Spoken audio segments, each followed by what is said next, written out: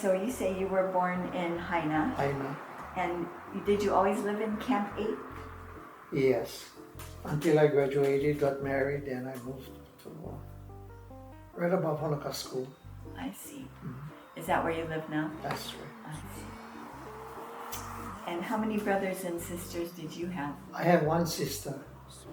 So there were two of you. You were the older? Yes. And so tell me about what it was like growing up in Camp 8. What do you remember? It was fun. Good. Yeah, a lot of friends there. Children. But life wasn't that easy. It was hard life. We managed. Yeah. Survived. Did you folks have gardens? Was it like a community garden, or did each family have a garden? Each family had a garden. I see. So what were your chores like as a young child? As a young child, well, we never had, like a water heater. Never had electric water heater. Yeah. It was firewood, so my job was firewood. Oh, Make sure that we had firewood. Yeah. And where would you go to get the firewood? In the forest up above the camp. Above the camp, and what kind of trees was it? Mostly ironwood pine trees. Oh, yeah. So there was already, because you were 50s, 40s and 50s when you were growing up there. So there was already those kinds of trees planted. Yes. Yeah. So did you come from a musical family? Did you guys play music? My grandparents used to, but I was too busy running around. So tell us about some of the things you used to like to do when you were a kid. Where would you run around to? Well, around the camp, we used to just play with the other kids. What we play, cowboys and Indians, hide and seek, and marbles. Yeah. From all the interviews we've been doing, it sounds like the kids had a lot of freedom in those days, and they could really just kind of hang together and have a lot of fun and not waste their time watching TV. We never had TV. I know. No TVs. So do you have any favorite foods that your grandma or your mom used to make? Well, sweet bread and soup. Yeah. So did they have a Portuguese-style oven? Yes, my grandfather used to build those ovens. My dad's father, the one who used to make the dishes, I told you. Yeah. Yeah, he used to build those stone ovens. So did many families have those stone ovens? No, not too many. They would build one, and then the camp or what Would be shared. They would share. They would come. Yeah. Would they be made of cement? What would they make them out of? No, just rocks. Just rocks. Yeah. And then firewood would be the fuel. Yeah, but see those ovens, you burn the firewood, then you have to clean it out. No ashes or anything in the oven. Just the heat, the rocks would hold the heat. Oh, so it's there was no fire process. or anything in the oven while they were cooking. I see. Yeah, I didn't think about that. Yeah, no. So what would be the smells then that you remember? Vineyard oil. Oh, okay. My grandma used to make that too. Yeah. Sweet bread. Yeah. My grandfather would make his own wine, so he had his vineyard, his grapes. So nothing big, just for his house. Right. So you went to school at Honokaʻa the whole way? And what was that like? Good. Yeah, small classes. Yes.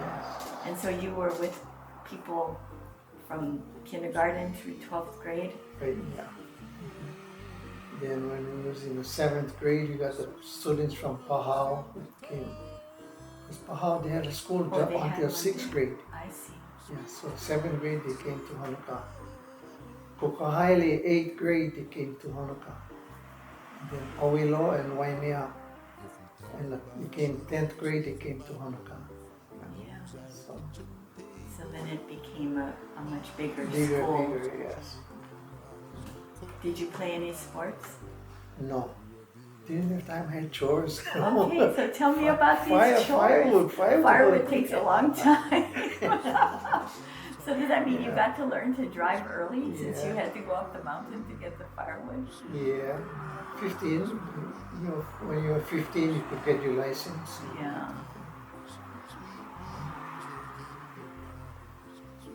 And so did you folks also have a fireplace to warm the house, or was the firewood mostly for heating water and cooking? Yeah, that was it.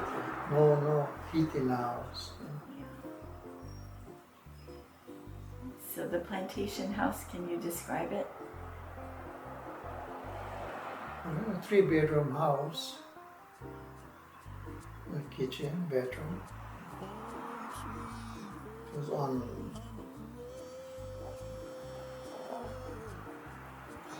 Post and Pierre.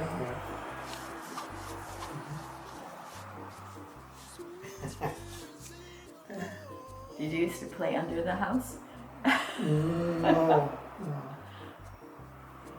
They used to come, what we call the Borderfeld would come and they would spray DDT under the house. Oh, for bugs? For bugs, and we would do that quite often. Every so often. How close was your house to an actual plantation activity, either a field or the mill or whatever? Well, Camp 8 in O'Neill was on high now, so. Could you see it? Oh no. Could you hear it? Yeah, we could at times, we could hear it.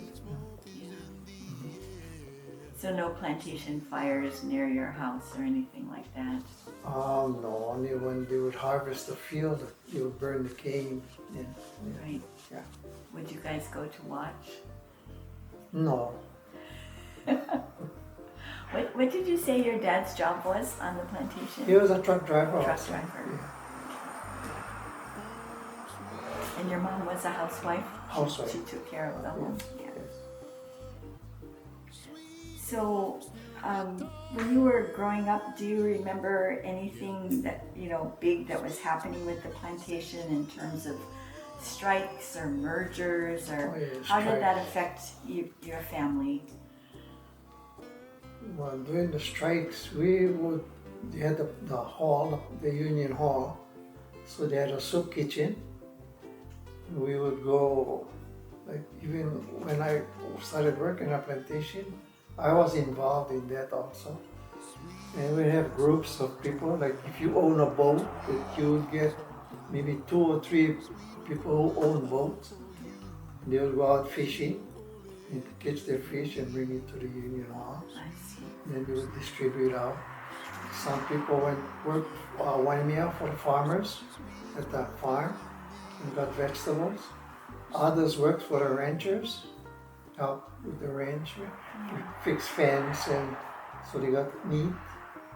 So others went hunting. If you're a hunter, they went hunting, got pigs and brought everything to the union hall and distributed it from there.